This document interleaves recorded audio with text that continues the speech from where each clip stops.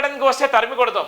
Telangana majority శాతం ఉన్న మాదిగలను విస్మరించిన కాంగ్రెస్కి మాదిగలను ఓట్లు అడిగే హక్కు లేదని ఎంఆర్పీఎస్ వ్యవస్థాపక అధ్యక్షుడు మందకృష్ణ మాదిగ అన్నారు. ఓట్ల కోసం మాదిగ పల్లెలకు వస్తే తరిమి కొడతామని హెచ్చరించారు. సూర్యాపేటలో ఆయన మీడియాతో మాట్లాడుతూ మాదిగల ఆగ్రహానికి గురైన కాంగ్రెస్ పార్టీ పార్లమెంట్ ఎన్నికల్లో తగిన మూల్యం చెల్లించుకోక తప్పదని అన్నారు. కాంగ్రెస్ చర్యలతో మాదిగల తీవ్ర నైరాశ్యం నెలకొందని, తమ వాటా హక్కులను అడిగితే మా వేలతో మా కళనే పొడిపిస్తున్నారని పేర్కొన్నారు. ఇప్పటికైనా ఎస్సీ రిజర్వేషన్ స్థానాల్లో మాదిగలకు అవకాశం ఇవ్వాలని ప్రకటించిన స్థానాలను మార్చి 2 పార్లమెంట్ సీట్లతో పాటు కంటోన్మెంట్ అసెంబ్లీ సీటును మాదిగలకు కేటాయించాలని మందకృష్ణ మాదిగ డిమాండ్ చేశారు.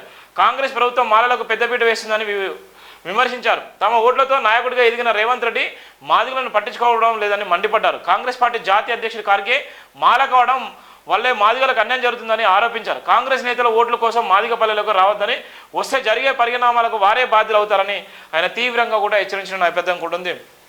గతంలో బీఆర్ఎస్ హయాంలో 2 సీట్లు అయితే ఇచ్చినటువంటి దాఖలాలున్నాయి. కానీ ఇప్పుడు 2 సీట్లు కూడా ఇవ్వలేని పరిస్థితిలో ఉన్నారు.